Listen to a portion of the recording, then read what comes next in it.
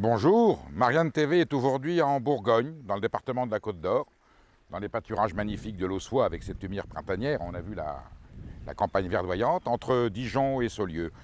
Nous allons faire la connaissance d'Émilie Janin, qui est une paysanne, qui a pris la race charolaise par les cornes et qui lance un projet qui est un défi, le bœuf éthique. Donc je vais aller la retrouver à Créancé, ils ont des bureaux avec une administration pour que le projet prenne corps. Et puis ensuite on ira avec elle dans sa ferme, voir les vaches charolaises à l'étable avant qu'on les lâche dans quelques jours dans la prairie. Voilà, une très belle aventure paysanne française qui prouve qu'il y a encore de l'avenir pour cette filière. Vous me suivez, je vais retrouver Émilie Janin à Créancé. Émilie Janin, bonjour. Bonjour. Comment est née cette vocation d'éleveuse? Aujourd'hui, vous êtes en Bourgogne avec un troupeau de vaches charolaises.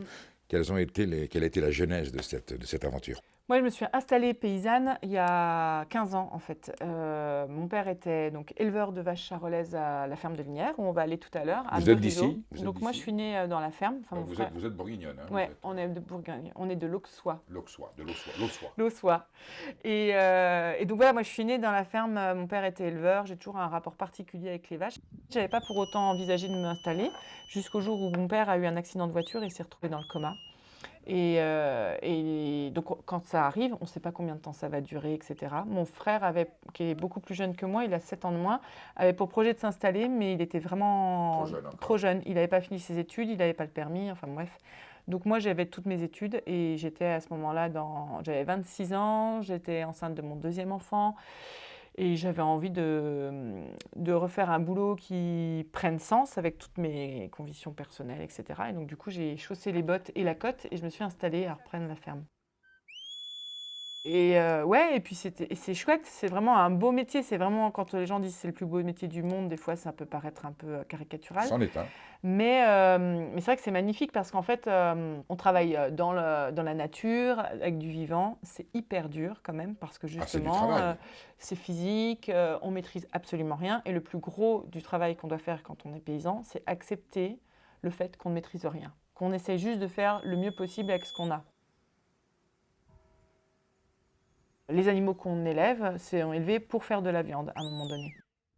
C'est du bocage et on a un petit peu de culture qui sert à faire un peu de grain, mais en fait le grain il est surtout vendu pour la consommation humaine. C'est surtout la paille qui est important pour nous parce que ça va servir à faire la litière et ensuite le fumier qui va revenir nourrir le sol parce que le sol a besoin de production, enfin de matière animale, de matière organique pour être nourri. L'idée, c'était vraiment d'être autonome et d'être sûr qu'on pouvait nourrir nos animaux de la manière la plus saine et que nos animaux, au final, dans la paysannerie, c'est ça, c'est qu'on vit avec les ressources de son terroir, de son paysage, C'est le but. de son pays, quoi. C'est le but. Voilà. Alors Émilie, vous me citez depuis le début de notre conversation l'expression le bœuf éthique. Quel est le projet du bœuf éthique? Le bœuf éthique, c'est un projet qu'on a depuis 5 ans, en fait, parce qu'on fait beaucoup de ventes directes à la ferme. Depuis l'histoire de la vache folle, papa, il a commencé à faire de la vente directe de viande à la ferme en 96. En caissette. C'est-à-dire qu'il a demandé à la DDPP, les autorités sanitaires de l'époque, comment on pouvait faire pour découper les animaux et les vendre en direct à la ferme. Et donc, il avait aménagé un petit local. Et donc, on fait beaucoup de viande directe. Et quand on vend en direct, nous, on ne peut pas se cacher derrière notre petit doigt ou à dire qu'il y a un problème sur la qualité de notre produit auprès de nos consommateurs, parce qu'en fait, c'est nous qui produisons de A à Z. Voilà, on n'a aucune excuse. Donc, on doit avoir une qualité qui est irréprochable. Et donc, du coup, on fait attention à la race de nos animaux, à ce qu'elles vont avoir à manger, à comment on les élève pour qu'elles soient le mieux possible en termes de bien-être, parce qu'un animal qui souffre ne peut pas faire de la bonne viande ou du bon lait, tout simplement. Et puis, quand on fait de la viande, il y a la qualité de l'abattage parce que tout le stress qui va être induit juste avant l'abattage va se traduire directement dans la qualité du muscle qui va se transformer en viande. Nous, clairement, si l'abattoir est ferme, on ne peut plus faire de vente directe, on ne peut plus faire d'élevage. C'est aussi simple que ça. C'est le nerf de la guerre. Et donc, on a entendu parler d'un abattoir mobile qui existait en Suède. Et à ce moment-là, on était le voir, c'était en 2016. Et quand on est rentré, enfin moi quand je suis rentrée de Suède, j'ai dit, en fait c'est simple, maintenant que je l'ai vu. Ce que vous avez vu, vous voulez dire que c'est probant et performant. Voilà, et c'était clair pour moi que maintenant que je l'avais vu, je ne pouvais plus continuer à me maltraiter et à maltraiter mes animaux en les emmenant dans un abattoir comme je le faisais. Il fallait qu'on le mette en place en France. détenir l'abattage, c'est aussi détenir l'accès sur le marché de la viande. Et donc, c'est hyper important. Et là, je suis devenue un peu la femme à abattre. Parce qu'en fait, si on a accès, nous, paysans, à ces étapes d'abattage, donc mobile ou à la ferme, eh bien, on a accès à mettre en marché notre viande au prix que l'on veut. J'ai fait des déplacements dans presque tous les départements. Je sais pas, j'ai fait énormément de déplacements, énormément. Et il n'y en a pas un seul ou quand on parlait de l'abattage du coup avec les éleveurs sur le terrain, il n'y en a pas un seul où les éleveurs m'ont dit, moi les vidéos de L214 m'ont rien fait. En fait, ils ont été tous choqués avec cette boule au ventre et cette crainte de se dire, j'espère que mes animaux n'ont jamais eu à vivre de telles choses. Il a fallu qu'on réfléchisse à un modèle économique, à la fois pour acheter l'abattoir, mais aussi le faire tourner et faire en sorte que ça soit quelque chose qui dure dans le temps, enfin qui soit durable. Alors Émilie, tout ça c'est évidemment c'est théorique. Quelle est la visibilité? C'est quelque chose qui va se mettre en place très vite ou il va falloir attendre un petit peu? Alors l'abattoir mobile va être livré début juin. Et donc, ah oui, 2021. Ouais, on commence. C'est pour ça qu'on a l'équipe, on a investi les LOPCO et Très que bien. là on est en phase d'accélération parce qu'on est en pleine phase où on prépare le démarrage au mois de juin. En fait, dans notre modèle, c'est-à-dire qu'on propose un service clé en main aux éleveurs. Le bœuf éthique va leur proposer à la fois d'acheter les animaux vivants, de les abattre avec l'abattoir mobile, donc sur la ferme. Et ensuite, nous, on se charge, le bœuf éthique, de vendre cette viande sous la marque Le Bœuf Éthique. Formidable. Et l'idée, c'est qu'à travers cette filière qui est quand même relativement plus courte que traditionnellement, là, actuellement, on puisse, du coup, remettre de la valeur et payer mieux les éleveurs.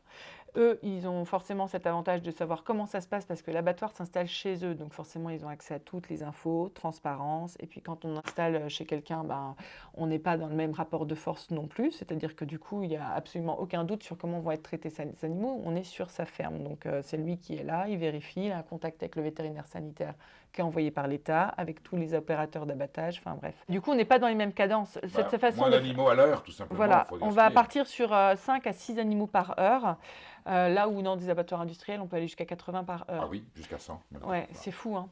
On est en tout cas parti sur l'envie de soutenir tous les élevages qui sont dans une démarche vertueuse, c'est-à-dire qu'ils sont déjà dans des schémas où ils travaillent beaucoup à base d'herbe, où ils sont déjà très autonomes.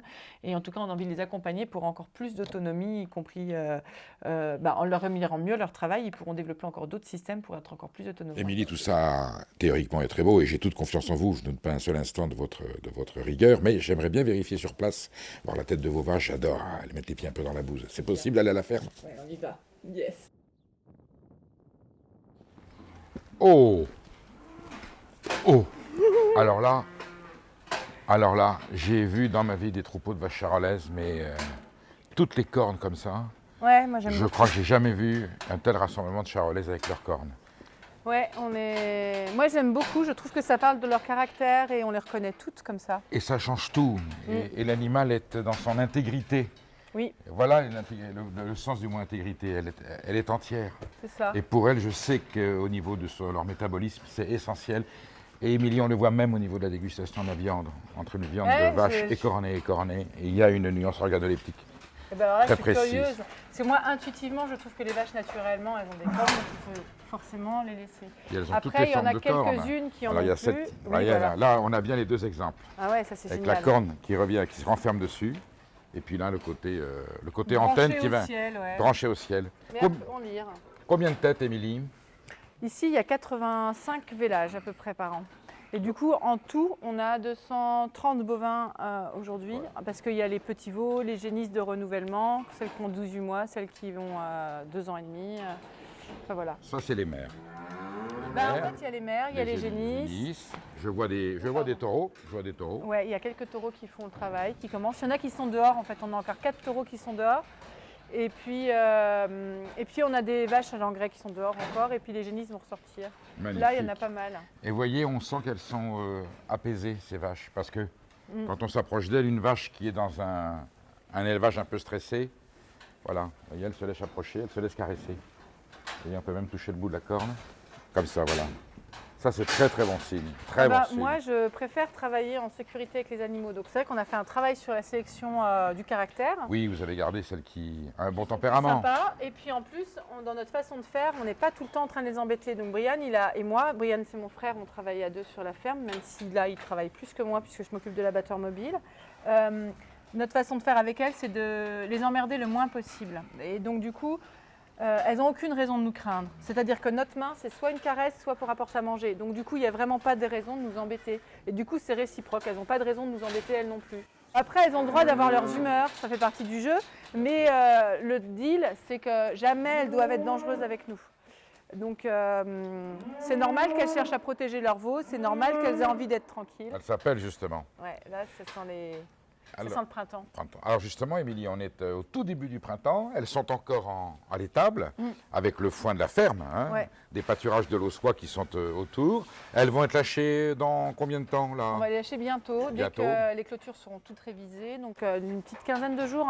Bon, éventuellement on viendra parce qu'il n'y a rien de plus beau que la scène des vaches qui, finissant l'hivernage, repartent au pâturage. Là, elles reprennent possession de la campagne et souvent elles dansent. Je ne vais pas dire qu'elles chantent, mais il y a un spectacle. Vous l'avez vu? Oui, on le voit tous les ans, puis c'est beau. Et c'est vrai que c'est chouette parce que du coup, on revoit qu'elles reprennent leur marque. En plus, nous, on fait très attention au fait qu'elles soient très grégaires et elles ont des groupes bien précis. Parce que donc, là, je vois des compartiments. Il y a 4 ou 5 compartiments. Il y en a plusieurs chaque et ça veut dire que quand elles repartent au pâturage, l'enclos ou la prairie, elle reste le même groupe. À peu près. On essaie de garder les lots stables. Quelle est la durée de leur séjour dans l'élevage? Vous les gardez combien de temps? Longtemps. En général, il y en a des tatas, là, elles ont... je dis les tatas, c'est les plus anciennes, elles ont 18 ans. Donc il y en a quelques-unes, là, il doit y en avoir 3-4 qui ont 18 ans. En moyenne, elles sont là 8 ans, on va dire. Qu'est-ce qu'elles deviennent en fin de parcours? Elles sont abattues également. Que devient cette viande qui est exceptionnelle? Est-ce que vous la gardez, cette viande? Nous, on fait de la vente directe. Donc, mais je parle bien de la vache, pas seulement bien sûr. Oui, parce que c'est la meilleure. En fait, ce qui est très très bon, moi j'ai aucun scrupule à dire qu'on a même des vaches un peu vieilles. Alors celles qui ont 18 ans, j'avoue que certaines partiront pas à l'abattoir. Évidemment. Parce que là, elles ont le bel âge et donc du coup... Elles ont un droit de sursis. Voilà, elles vont rester à la ferme jusqu'au bout. Mais les autres, on peut tuer des belles bêtes. Moi j'ai déjà tué des vaches qui avaient 11 ans, qu'on avait pris le temps d'engraisser et on avait une viande persillée mais magnifique. Et puis alors un goût et une texture. Parce qu'en fait, c'est la fibre qui est très importante. D'accord.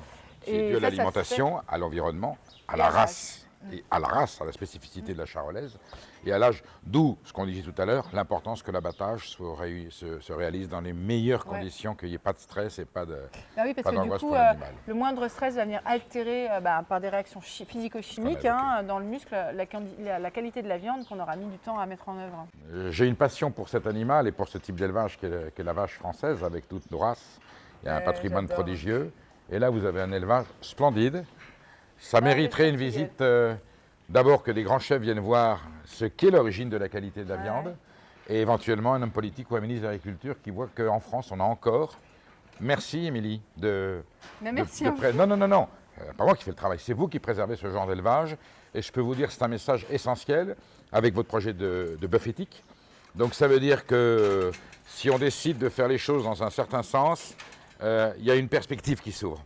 En tout cas, pour nous, éleveurs, il y a toujours le besoin de faire bien les choses. C'est-à-dire qu'on sait très bien que si les animaux ne sont pas stressés, sont en forme, eh bien, ils ne vont pas avoir de maladie. Et donc, cette absence de maladie, ça contribue à notre bien-être à nous d'éleveurs. Donc, c'est un peu égoïste, mais pas que.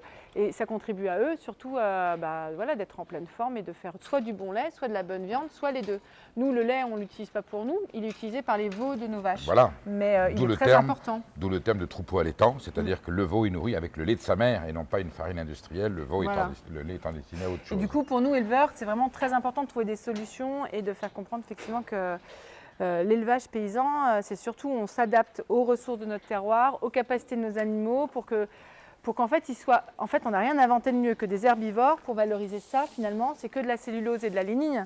L'herbe. Qu'est-ce qu'il y a comme c'est un foin d'une prairie naturelle. Et donc du coup, Brian range le foin, mon frère range le foin en fonction de la période où on le récolte. Voyez, il y a un peu de tout, quoi. Et là, c'est pas le meilleur parce qu'on vient à la fin de la saison, je pense, et qu'il a quand même perdu en conservation, mais il est quand même pas mal. J'explique, c'est important. En saison estivale, quand la vache est au pâturage, elle est nourrie à l'herbe. Donc c'est une vache ou un bœuf herbagé, nourriture naturelle de saison, herbe fraîche. Mais à la saison froide, quand elle est à l'étable, elle continue à manger la même herbe, mais séchée, qu'on appelle le foin. Ça veut dire que toute l'année, le troupeau est nourri avec la production végétale de la ferme, ce qu'on appelle un produit fermier. C'est toujours ce qui s'est fait en France pour avoir la bonne viande. Et aujourd'hui, hélas, 90% des viandes que nous consommons, ce sont des vaches qui sont souvent en permanence dans une étable. Peu importe la race, ce sont des races qui prolifèrent et se nourrissent avec une alimentation artificielle, que ce soit du tourteau de soja OGM importé d'Amérique du Sud ou de l'ensilage, c'est-à-dire du maïs mis sous une bâche, de façon qu'il soit confit, fermenté, qui est une nourriture épouvantable. Là, on a vraiment le summum de la qualité alimentaire. Et du coup, dans ces prairies qui ont déjà des siècles d'existence, il y a une diversité. C'est pour ça que je ne peux pas dire tout ce qu'il y a comme espèce, parce qu'en plus, ça dépend d'une prairie à l'autre. Il y a des prairies naturelles, on va retrouver du lotier naturellement, on va retrouver des petites orchidées, on va retrouver du... Alors, ça n'a pas forcément tout un intérêt alimentaire pour les vaches, mais en tout cas, la diversité fait qu'il y a des espèces annexes qui vont vivre dans nos prairies avec nos vaches. Et cette biodiversité, elle est importante. C'est possible que s'il y a des vaches. Évidemment, si ce n'est que quand elle est au pâturage. Là aussi, elle choisit un peu ce qu'elle veut, mais quand elle est au pâturage, elle choisit ce qu'elle veut. Et selon la journée, et selon l'ambiance climatique, elle mange plutôt une herbe grasse, plutôt une herbe parfumée, plutôt une herbe... Voilà, plus ligneuse, qui va faire ruminer. Il y a une diététique, elle a sa propre diététique, ce qui fait la qualité, d'abord le bien-être de l'animal. Oui, c'est ça. On voit que la vache est heureuse et qu'elle n'est pas stressée. Et évidemment, ça s'en ressent sur la qualité de la viande. C'est l'importance. Et puis alors pour nous, c'est hyper agréable parce que quand on est un éleveur, enfin en tout cas moi, je me suis installée, j'étais enceinte de 6 mois, donc avec un gros bidon. Et j'avais pas envie de me mettre en danger avec les vaches, j'avais envie que notre relation elle soit plutôt cool. Et du coup là c'est oui voilà. Donc du coup on a besoin d'elles, elles ont besoin de nous et voilà. Et cet échange de coopération il doit être sympa. Et plus c'est sympa, plus on a plaisir à venir travailler et plus on se fait plaisir et plus elles aussi elles se font plaisir. Donc c'est bien. Ça, c'est des petites jeunes, hein. Elles ont fait leur petit vol les premiers cette année, elles sont sympas comme tous les nénettes. Viendra forcément le débat, ces animaux on s'y attache, vous avez dit tout à l'heure quand une vieille tata, on ne l'envoie pas. Il faut qu'on comprenne bien, et c'est tout le débat qui aujourd'hui crée des divergences et des tensions entre les végétaliens, les véganes et les consommateurs de viande. Oui, il y a un excès de consommation de mauvaise viande provenant d'élevages ignobles, abattus dans des conditions infâmes. Et il y en a encore beaucoup trop de cette filière-là. Oui. Mais il y a parallèlement à cela des gens comme vous, Émilie, qui retrouvaient la voie du bon sens, j'allais dire de la justice agricole et du bien-être et de la préservation de l'environnement. La destination de l'élevage, c'est d'être abattu. Alors, si c'est un animal sauvage qui le tue, un tigre qui tue une chevrette ou un lion qui mange une gazelle, on va considérer que c'est normal. Je ne vois pas pourquoi les êtres humains n'auraient pas le droit, à un moment donné, de sacrifier un animal qui est destiné à l'alimentation. Et surtout, l'enjeu fondamental, et c'est là où les véganes pêchent, l'élevage engendre une fumure naturelle des sols. Si on fait disparaître l'élevage, ça veut dire que nous ne pourrons plus manger que des produits végétaux qui ont été traités et produits avec des engrais agrochimiques. C'est ça. C'est-à-dire que nous, le peu de céréales qu'on va faire, alors déjà ça va servir à la consommation humaine et non pas de nos vaches, parce que nos vaches, nous, ce sont des herbivores qui mangent de l'herbe ou du foin. Et ensuite, la paille, elle va servir surtout à faire la litière derrière et le fumier. Ce fumier va servir à aller sur les cultures. Et la bouse devient du fumier. Voilà. C'est un cercle vertueux et non pas vicieux. Et si on enlève cette matière organique qui revient naturellement au sol, c'est toute la vie du sol qui est vraiment un monde très complexe. En fait, c'est un peu comme les icebergs. En fait, on pense que le sol c'est très simple, mais en fait, la vie du sol est aussi complexe que le dessous de l'iceberg qu'on ne voit pas. Voilà, il y a ce qu'on voit, ce qu'on ne voit pas. Et cette vie du sol, c'est elle qui nous nourrit finalement. Et si on détruit cette vie, après on détruit notre avenir potentiel et celui de nos enfants, quoi. Donc l'élevage, il est indispensable pour cette vie du sol, pour tout ce qui peut mettre faire pousser en végétaux. Et l'élevage, c'est très très... Je vous ai demandé tout à l'heure ce qui vous avait motivé pour reprendre après votre père, et puis alors que vous n'étiez pas du tout destiné à ça au départ. J'ai utilisé l'expression, vous avez pris le charolais par les cornes, et je ne savais pas qu'il y avait d'aussi belles cornes. Je n'avais rien dit. Donc la formule est bien tombée. Là, vous êtes dans la passion, je pense, en dehors de la vocation. Il y a une chose, vous le faites avec une détermination, plus le projet du bœuf éthique, qui est un projet à la fois culturel, politique, social, économique. Qu'est-ce qu'il y a de si passionnant et émouvant dans l'élevage de vaches sarolaises? C'est le troupeau dont on a hérité de papa. Et c'est un lien qui traverse les générations. Et donc même si on a fait nos propres choix sur des croisements, sur des accouplements, etc., et puis que finalement de l'époque de papa, il ne reste que les tatas, qui sont les plus âgés, c'est quand même un lien qu'on n'arrive pas à expliquer. Enfin moi je les aime, ces vaches, pour autant voilà, je sais qu'on a un rapport où on en emmenait quelques-unes à l'abattoir. C'est un peu votre famille, mais oui, oui, c'est ça, il y a donc, quelque chose de transgénérationnel. Alors les véganes utilisent le mot humanimalité. Hein? Je ne sais pas si j'utilise ça. Eh bien si, c'est une, en tout cas, il y a une relation, humanimalité, oui, c'est une relation humaine et animale, même s'il y aura à un moment donné sacrifice de l'animal pour qu'il soit consommé. Il y a un lien qui se crée et qui est au-delà de l'exploitation agricole. Oui, et qu'on ne peut pas verbaliser non plus facilement par des mots parce que ça sent, il y a du ressenti. Alors nous c'est très lié au fait de notre histoire familiale avec l'accident de papa, la reprise, etc. Ce qui fait qu'il y a des vaches ici, elles ne partent pas à l'abattoir parce qu'il y en a une qui s'appelle Chance, alors je ne la vois plus, elle doit être ici. Elle est née pas très longtemps après l'accident de papa et du coup elle va rester là jusqu'à la fin. Elle est témoin. Voilà. Elle est témoin de cette transition heureuse. Voilà. Parce que l'élevage de votre père ressemblait à celui-là. Je peux dire tout simplement que c'est une méthode d'élevage qui dure depuis plusieurs siècles.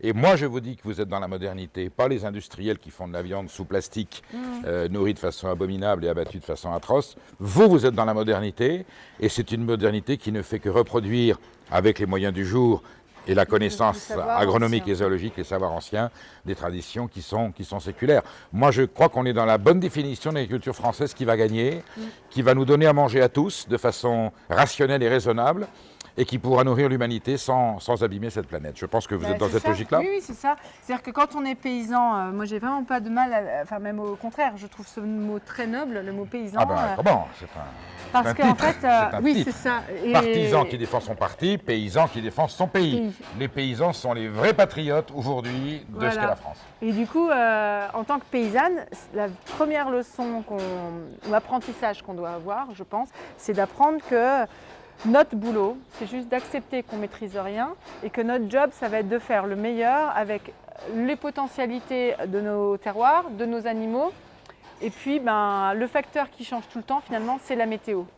C'est juste ça. Et donc, on essaye tout le temps de s'adapter. Du coup, des fois, on a des stagiaires et ils nous disent « Bon, alors, quand est-ce que vous faites ci? Quand est-ce que vous faites ça? Qu'est-ce que vous faites ?» Et à chaque fois, les protocoles. Et nous, à chaque fois, c'est ça dépend. Ça dépend. Mais il me dit, ça dépend de quoi? Je dis, ça dépendra de la météo, de comment vont porter les sols, de comment l'herbe aura poussé. En fait, ça dépend de tout le temps. On est tout le temps en train de s'adapter. Le bon vin se fait avec une vendange mûre. Donc, on attend que le raisin soit mûr avant de vendanger. On dit pas on ne décrète pas à l'avance. Et là, ce sont des vaches qui répondent aux éléments naturels de la Bourgogne, du pays de l'Auxois. Dans le Charolais, ça serait un peu différent. Ouais. Il y a des Charolais partout en France. Ici, c'est son territoire d'origine. Il y en a dans la Nièvre, dans le Nivernais. Et chaque agriculteur voit, c'est un environnement, c'est un milieu ambiant, comme on dit. Exactement. Et chacun a ses lois. C'est ça qui est génial avec l'élevage, c'est qu'on ne s'ennuie jamais, on est toujours dans un cycle. Donc après, ça veut dire qu'une fois qu'elles seront dehors, on va commencer à préparer nos matériels pour faire le foin, pour récolter le foin de l'année d'après, et ainsi de suite. Et après, ce sera la moisson. Émilie Janin, on est dans le cercle du vivant, et dans le cercle du vivant noble, parce que ce que vous faites là est un métier noble, qui fait du bien à tout le monde, qui fait du bien à la planète, qui fait du bien à l'humanité, et qui fait du bien à ces animaux qui sont bien traités. Il me reste juste à déguster cette côte de bœuf. Je vais vous en prendre une. Vous en prendre une. Et puis je la cuisinerai chez moi de façon rituelle. Une fois peut-être que vous aurez peut-être un jour un coin dégustation. Quand parce que surtout que les gens viennent vous voir.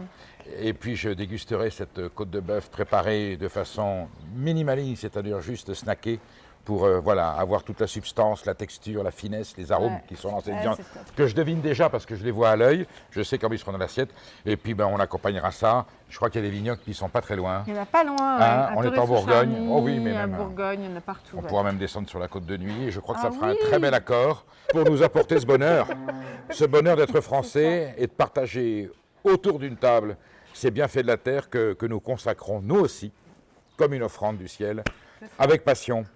Merci Émilie. Merci beaucoup. Croyez bien que je reviendrai suivre cette opération bœuf éthique. La mise au pré, et puis voilà. on va... Et puis on mangera peut-être un autre morceau. La hampe, vous aimez la hampe? Ah, j'adore, c'est mon morceau préféré. Bon. C'est le morceau que je me garde pour moi des fois. Mais bon, j'adore mes clients, qui sont presque des amis tous. Donc du coup, quand ils m'en demandent, je leur en laisse, mais je m'en prends un petit bout pour moi. C'est bon, c'est le meilleur. On en repartagera un jour. Ouais, tous les deux avec des amis de Marianne. Émilie Janin nous a donc offert Une très belle entrecôte de vache charolaise. Ce sont ces bêtes que l'on a vues à l'herbe tout à l'heure. Ce n'est pas celle-là, évidemment, mais c'est la même provenance. Donc un animal qui s'est nourri au pâturage, en saison, avec un herbage naturel, bien entendu, et c'est ce qui fait toute la qualité de la viande. Nous parlions de persillage avec Émilie tout à l'heure. Ce sont ces petits grains de gras. Là, il n'est pas dominant, ça peut être plus important que ça. Et on voit que la viande n'est pas très rouge parce que c'est une vache assez jeune qui a été abattue. Mais on voit bien qu'il y a quand même vous voyez, quand j'appuie dedans, la trace du doigt reste dans la viande.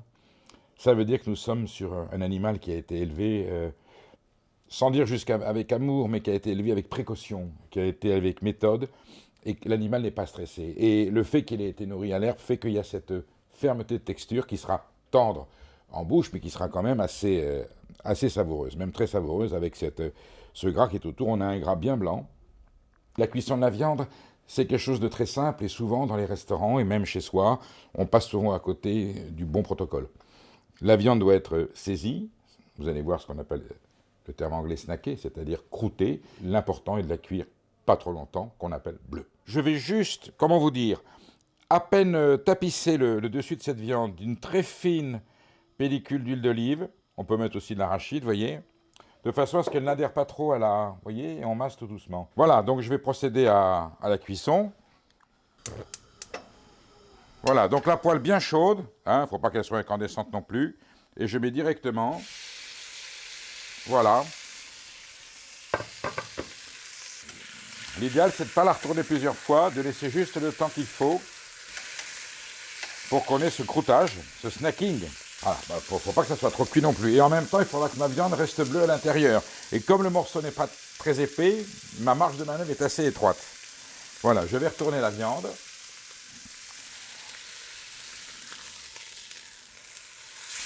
Voilà, regardez, ça c'est magnifique. Voilà, et je coupe le feu, je sale tout de suite. Hein, vraiment, rien, pas de poivre, pas d'épices, rien, surtout pas. Un petit peu de sel, un petit morceau ici, un petit morceau là.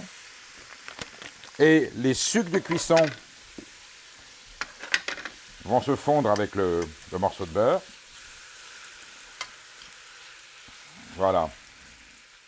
Vous imaginez le choc thermique qu'il y a eu pour ce morceau de viande. Si je le mange tout de suite dans l'assiette, voilà, elle ne me donnera pas la finesse et la subtilité de sa chair immédiatement. Donc je laisse qu'elle se repose, elle est au chaud. Écoutez, elle baigne dans le beurre, donc elle baigne dans le bonheur, bien entendu. Et maintenant, on va pouvoir passer à la dégustation.